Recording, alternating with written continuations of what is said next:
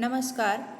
सावित्रीबाई फुले शिक्षण प्रसारक मंडळ संचलित शांतिनिकेतन प्रायमरी स्कूलमध्ये मी सहशिक्षिका श्रीमती पवार के.एस. विषय इंग्रजी वर्ग 4साठी हा व्हिडिओ सादर करत आहे. Lecture number 11. Topic name raindrops. Raindrops.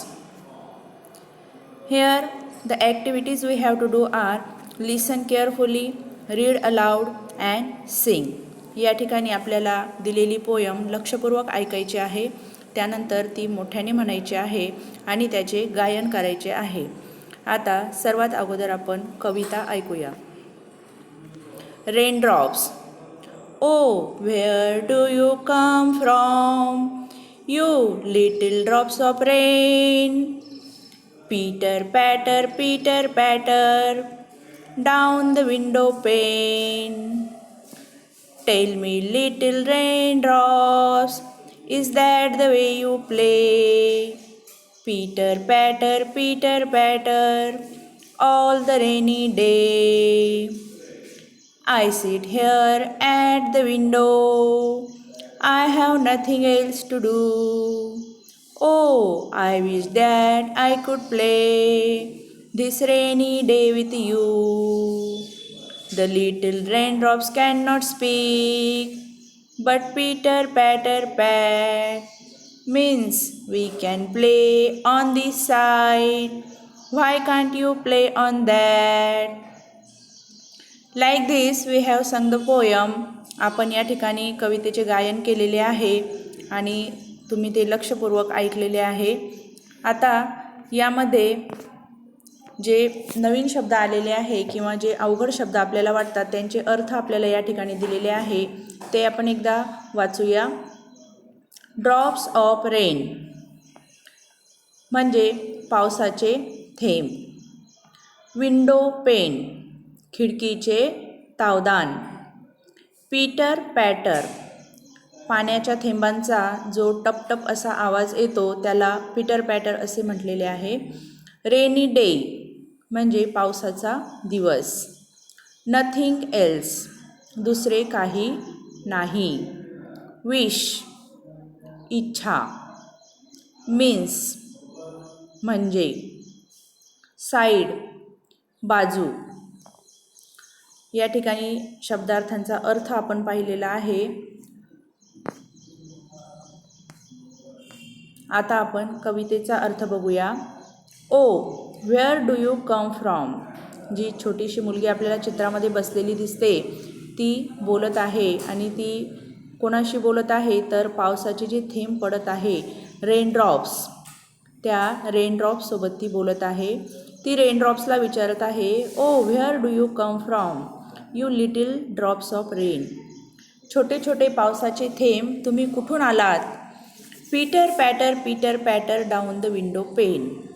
टपटप असा आवाज करत आहात खिडकीच्या तावदानांवरती. असे लहान लहान पावसाचे थेंब तुम्ही कुठून आले आहात असं ती छोटीशी मुलगी त्यांना विचारत आहे.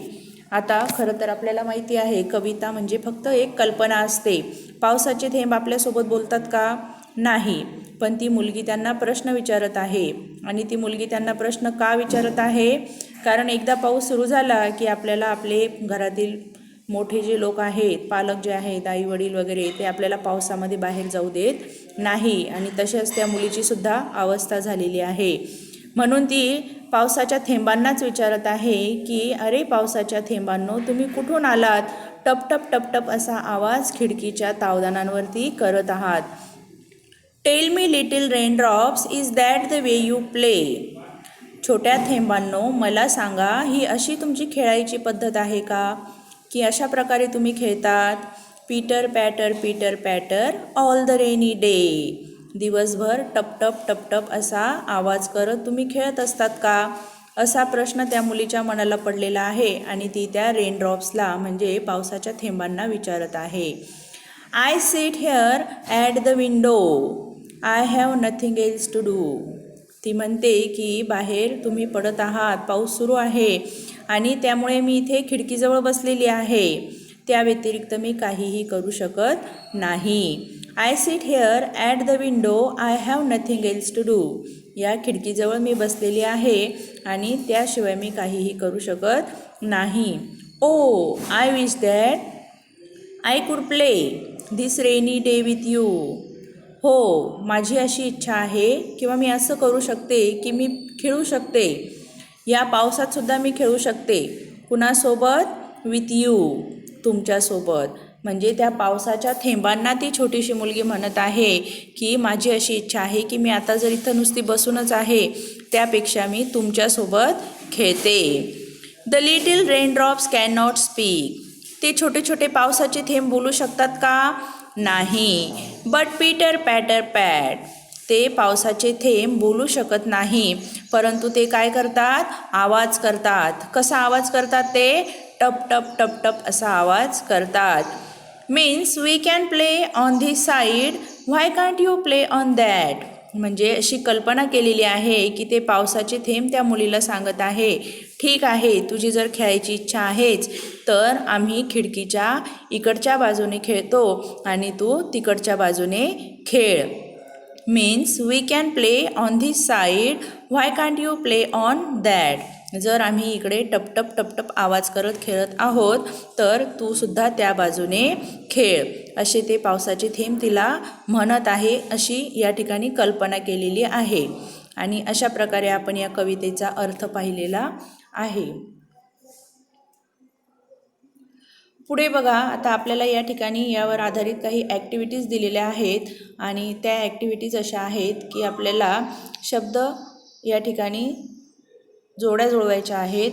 ज्या प्रकारे ते कवितेमध्ये आलेले आहे त्या प्रकारे त्यांच्या आपल्याला इथे जोड्या जुळवायच्या आहे. तर आपल्याला इथे ग्रुप ए आणि बी दिलेला आहे. ग्रुप ए मधील शब्द जे आहेत त्यांची जोडी ग्रुप बी मधील शब्दांसोबत जोडायची आहे. ती अशा प्रकारे: पीटर पॅटर, डिंग डॉंग, बो वो, ट्रिंग ट्रिंग, बिप बिप, झूम झूम, वा वा, क्वॅक क्वॅक. तर हे सर्व आवाज आहेत जे आपल्या कवितेमध्ये पीटर पॅटर, टपटप पाण्याचे थेंब असा आवाज आलेला आहे. तर हे सगळे आवाज आहे आणि त्यासाठी जे शब्द वापरले जातात इन अ पेअर म्हणजे जोडीने, तर त्या पद्धतीने आपल्याला या ठिकाणी जोडी जोडायची आहे. आता आपल्याला अजून एक प्रश्न दिलेला आहे, राईट सम साऊंड्स वर्ड्स. आवाजाच्या संबंधित शब्द लिहा. मग हे जेच आपण आता जोड्या वगैरे जुळवल्या तेच शब्द साऊंडच्या संबंधी, आवाजाच्या संबंधित आहेत, जे इथे लिहिलेले आहेत. डिंग डॉंग, झूम झूम, वा वा, क्वॅक क्वॅक, बीप बीप. याच्या व्यतिरिक्त अजून काही आवाजाचे शब्द आहेत का, तर ते आपण लक्ष देऊन ऐकायचे आहेत आणि जर आपल्याला आढळले तर परत आपल्या त्या लिस्टमध्ये ॲड करायचे आहेत. Write other words that come to your mind when you read Peter patter.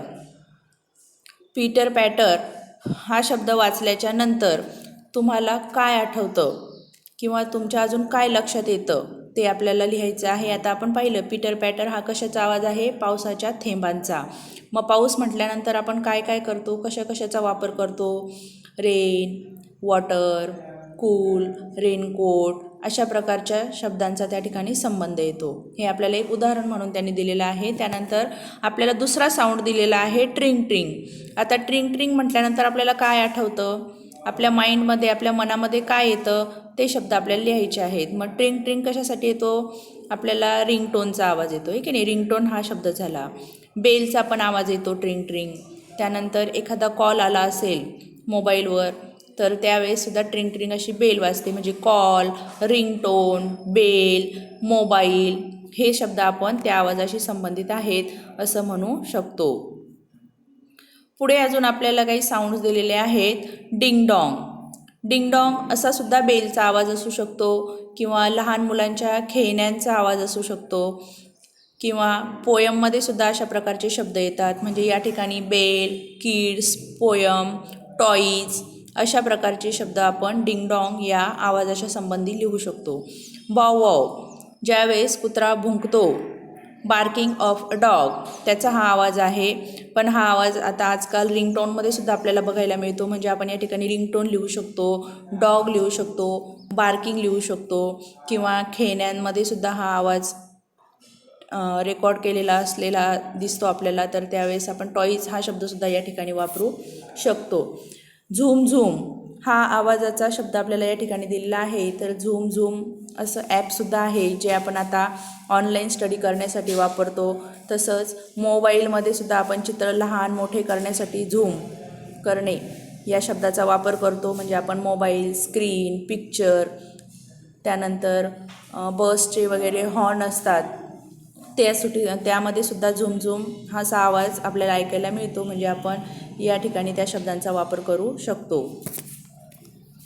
तर अशा प्रकारे आपण ही रेनड्रॉप्स पोयम पाहिलेली आहे आणि त्यामध्ये विविध आवाजांचा तसेच त्या रेनड्रॉप्सचा अभ्यास या ठिकाणी केलेला आहे.